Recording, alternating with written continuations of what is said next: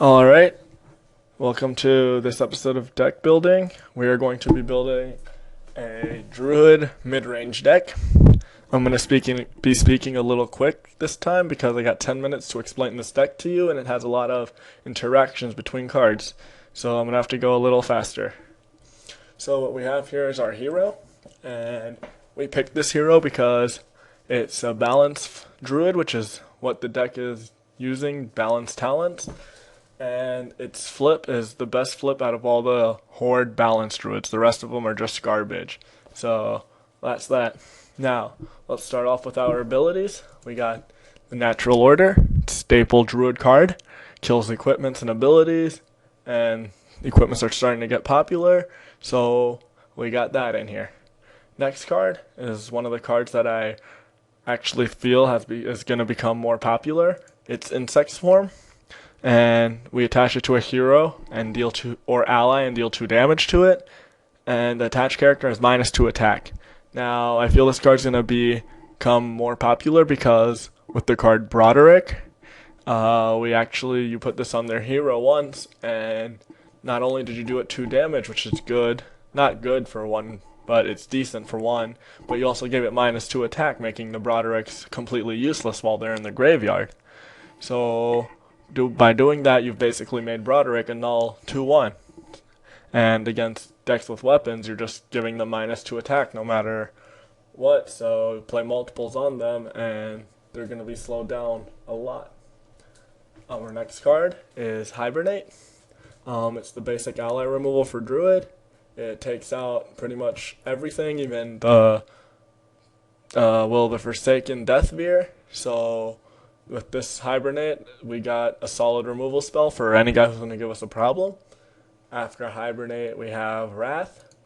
It's just a 2-cost 3 damage spell, which is nice for killing off guys or dealing 3 to them if you're trying to get closer to killing them.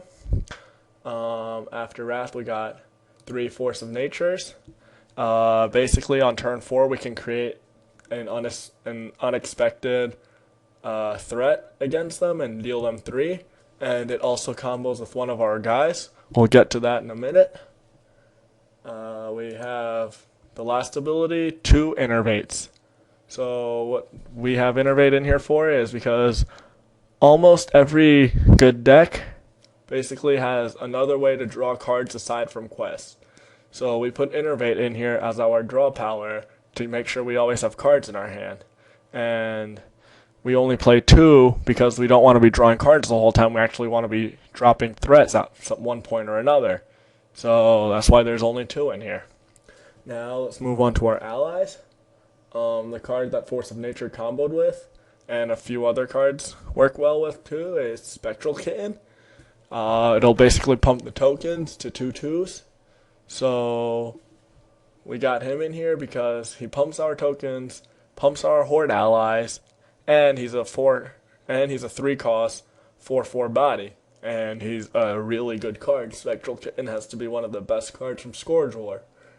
It just makes our rush that much faster and stronger. And next up we have Blood Soul. He's the basic Horde rush guy. He goes in almost every Horde rush deck, so he's got the 3 toughness, and that's why he's so good. After Blood Soul, we got Offender Gora. He's the other basic rush guy with Ferocity. He's able to give control decks a giant problem if they can't deal with him right away. We only wanted 8 1-drops because we are mid-ranged and we didn't want to overdo it. That's why I left Broderick out. I know some people would say that Broderick's problem might be better than Offender Gora, but I feel that Graveyard Hate has gotten a little higher, and you're going to see a little more of it and ways to deal with Broderick.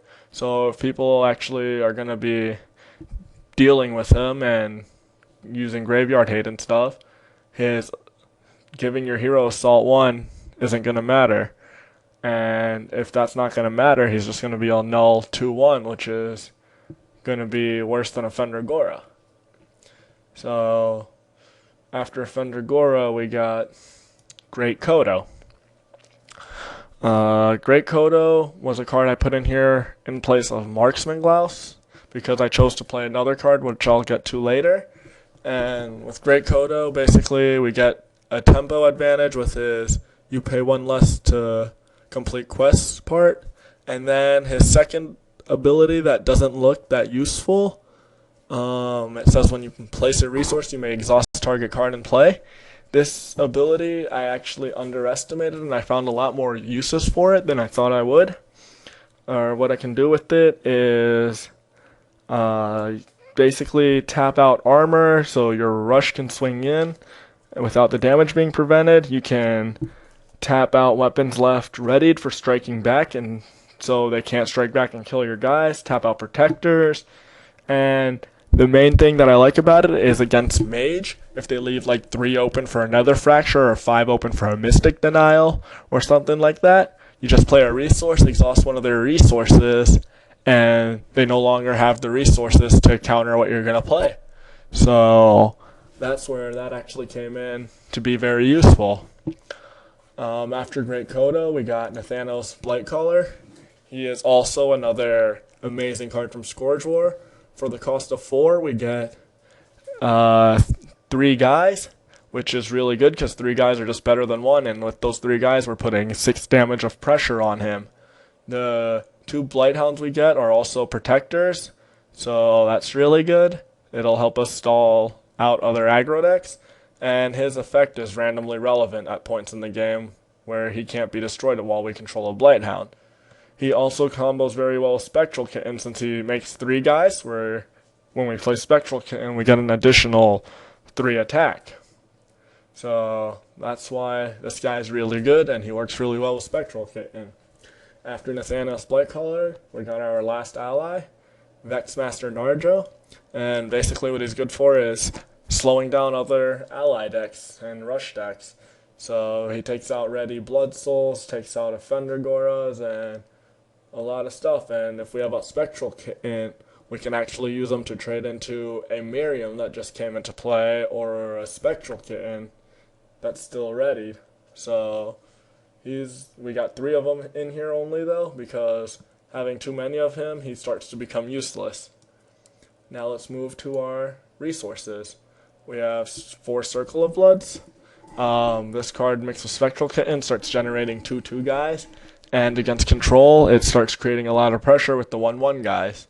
So it creates separate packets of damage, which is also nice against armor decks, and that's pretty much why we chose this over Eye of the Storm, because it combos well with our deck and Spectral Kitten. After the Circle of Blood, we got One Drain Eyes Junk. It pretty much hits every important spell in here.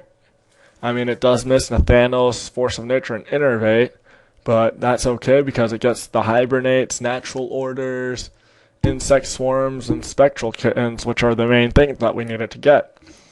After One Drain Eyes Junk, we got Orders from Lady Vosh. This is just an amazing quest for ally decks, for rush decks. And that being said, we'll move on to Death to the Traitor King. And this is the reason why I didn't play Marksman Glaus. I wanted to play this quest because we're going to be spamming out guys. And when we have out this quest, when you complete it, you get to draw a card, and you get to choose a character, and your allies and heroes have Assault 1 while attacking that character.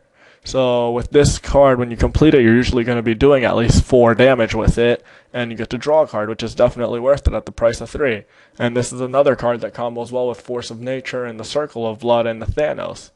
So there's a lot of synergy in this deck. I got a minute left. We're going to move on to the sideboard.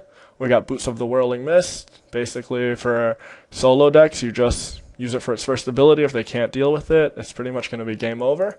We got Hurricane. Nice card. Slows down other aggro decks and stops bear off for a couple of turns. Helps you out with the dealing damage. And last off, we got Talisman of the Horde.